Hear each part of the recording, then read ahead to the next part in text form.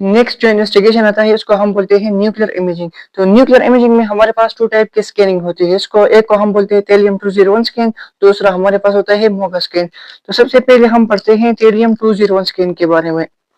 Thallium 201 scan. तो thallium जो है ये एक रेडियोएक्टिव मटेरियल है। इसको हम बॉडी में इंजेक्ट करेंगे और फिर हम कैमरा के जरिए इसको डिटेक्ट करेंगे। तो थेलियम 201 स्कैन के जरिए हम क्या कर सकते हैं, इसके जरिए हम इंफार्क्टेड और नॉन इंफार्क्टेड मायोकार्डियम में हमें अगर फर्दर डिटेल चाहिए हो तो इसके लिए हम फिर थेलियम 201 स्कैन को परफॉर्म करते हैं। और ये हम इंफार्क्टेड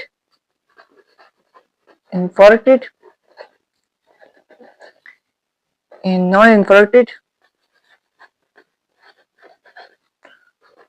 मायोकार्डियम,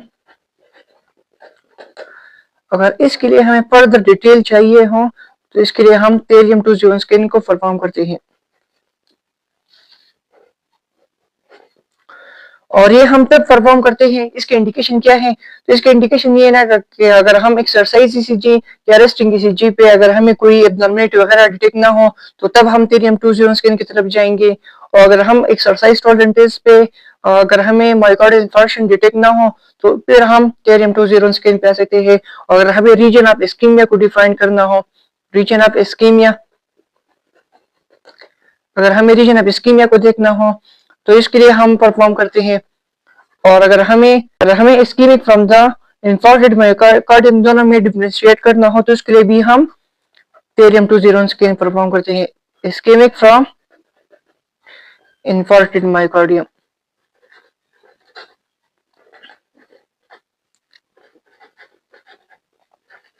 अगर इन दोनों में हमें डिफरेंशिएशन करना हो तो नेक्स्ट टाइप जो आता है उसको हम बोलते हैं Moga scan.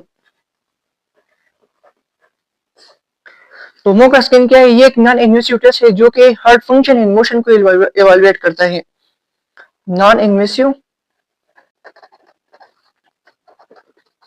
Date evaluates heart function and motion, तो इसको हम बोलते हैं मोगा स्कैन। और मोगा स्कैन हम खासकर वेंट्रिकुलर फंक्शन को डिटेक्ट करने के लिए परफॉर्म करते हैं, वॉल्व रेट्स।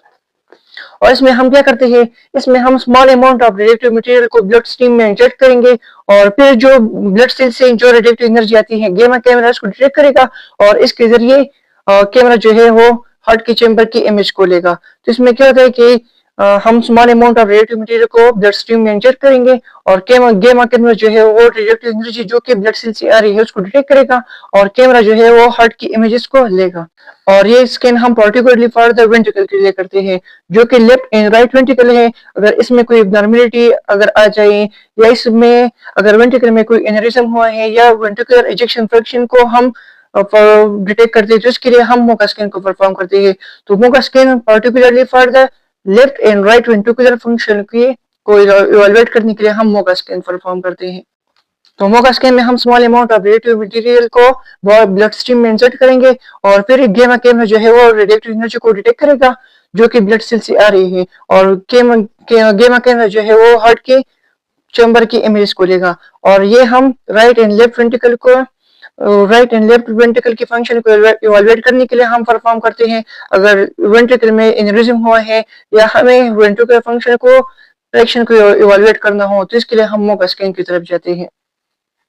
नेक्स्ट जो इन्वेस्टिगेशन आता है इसको हम बोलते हैं कार्डिक कैथेटराइजेशन। तो कार्डिक कैथेटराइजेशन हम कैसे करते हैं कि जब हम कैथेटर को कार्डिक सर्कुलेशन में इंसर्ट करते हैं तो उसको हम बोलते हैं कार्डिक कैथेटराइजेशन।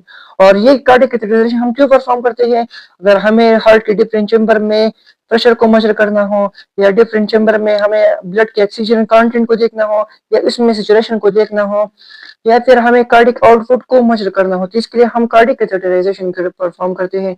और कार्डिक कैथेटराइजेशन जो है ये एक रेडियोलॉजिकल गाइडेड प्रोसीजर है। तो इसको हम एक्सरे या फ्लोरोस्कोपी के अंदर परफॉर्म करेंगे और इसमें हम कैथेटर को इंसर्ट करेंगे थ्रू फेमोरल आर्टरी और फेमोरल वेन। अगर हमें right side of the heart तक अप्रोच करना हो तो उसके लिए हम फेमोरल वेन को सिलेक्ट करेंगे और अगर हमें left side of the heart तक अप्रोच करना हो तो फिर इसमें हम फेमोरल आर्टरी को सिलेक्ट करेंगे। तो कार्डिक कैथेटराइजेशन क्या है, इसमें हम introduction of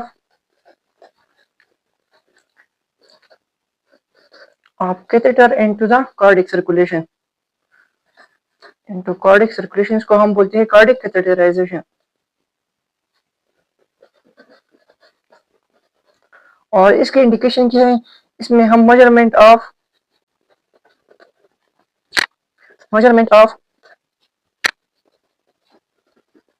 pressure in different chamber.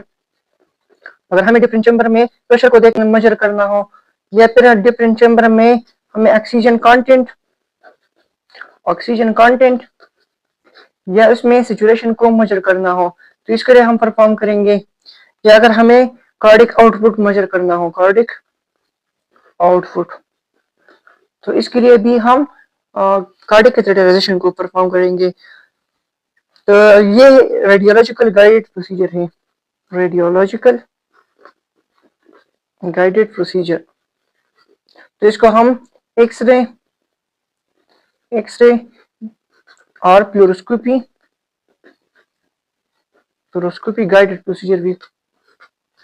Guided procedure बोलते हैं। और इसमें अगर हमें right side of the heart तक अप्रोच करना हो, राइट साइड ऑफ हार्ट, तो इसमें हम क्या करेंगे, तो हम कैथेटर को इंसर्ट करेंगे थ्रू फेमोरल वेन। तो फेमोरल वेन के जरिए हम right side of the heart तक जा सकते हैं। और अगर हमें left side of the heart तक अप्रोच करना हो, left side of the heart, तो इसके लिए हमारा जो एक्सेस साइड होगा वो फेमोरल आर्टरी होगा। तो अगर हमें right side of the heart तक अप्रोच करना हो, तो इसके लिए हम फेमोरल वेन को सिलेक्ट करेंगे।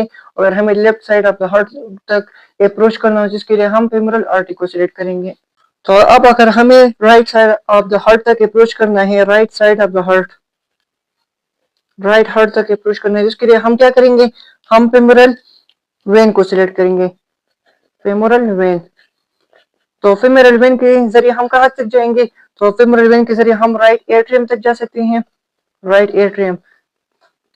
फिर राइट एट्रियम के बाद हम राइट वेंट्रिकल तक जा सकते हैं, और राइट वेंट्रिकल से हम पल्मोनरी आर्टरी। तो कैथेटर को हम पल्मोनरी आर्टरी तक फेमोरल वेन के जरिए ले जा सकते हैं। अब अगर हमें left side of the heart तक अप्रोच करना हो, लेफ्ट हार्ट, तो इसके लिए हम क्या करेंगे, हम फेमोरल आर्टरी को सिलेक्ट करेंगे, और फेमोरल आर्टरी के जरिए हम लेफ्ट वेंट्रिकल को जा सकते हैं, और लेफ्ट वेंट्रिकल से फिर हम लेफ्ट करोनरी आर्टरी तक भी हम जा सकते हैं। तो नेक्स्ट जो हमारा टॉपिक आता है उसको हम बोलते हैं करोनरी एंजियोग्राफी।